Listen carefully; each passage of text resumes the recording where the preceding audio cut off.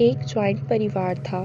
ये परिवार पिछले कई सालों से एक साथ ही रहता आया था। इस परिवार में कुल 3 पीढ़ियां बसा करती थी। लोग इनकी एकता की मिसालें दिया करते थे।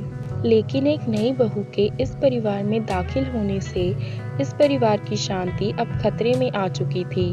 ये नई बहू स्वभाव की खराब नहीं थी, लेकिन जब इसे गुस्सा आता था तो वह किसी को भी कुछ भी बोल देती थी और उसे हर छोटी मोटी बात पर गुस्सा आ जाया करता था।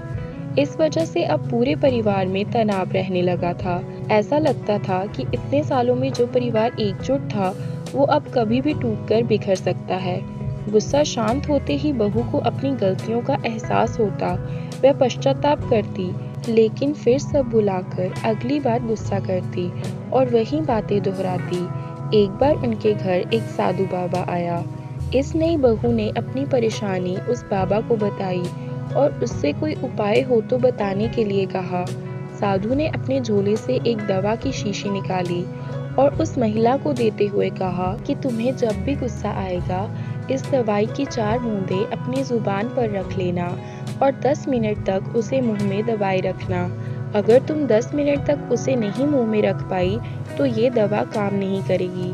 महिला ने अगले दिन से ही उस साधु बाबा की दी दवाई का इस्तेमाल करना शुरू कर दिया। 10 दिनों बाद जब वह साधु फिर से उसके घर आया, तब महिला ने उसके पैर पकड़ लिए और कहा कि साधु बाबा, आपकी दवाई काम कर गई। उसकी वजह से अब मुझे गुस्सा नहीं आता है और अब मेरे परिवार में सुख शांति फिर से पहले जैसी रहने लगी है। साधु ने हंसते हुए कहा कि मैंने जो तुम्हें दवाई दी थी, दरअसल वह कोई दवाई थी ही नहीं। शीशी में तो मात्र पानी भरा था। तुम्हारा गुस्सा किसी दवाई की वजह से नहीं, बल्कि गुस्सा आए तब शांत रहने की वजह से खत्म हुआ है। दोस्तों, आप में से कितने लोग मानते हैं कि जब गुस्सा आए तब शांत रहने से गुस्सा अपने आप कम हो जाता है? कमेंट बॉक्स में ज़रूर बताइएगा।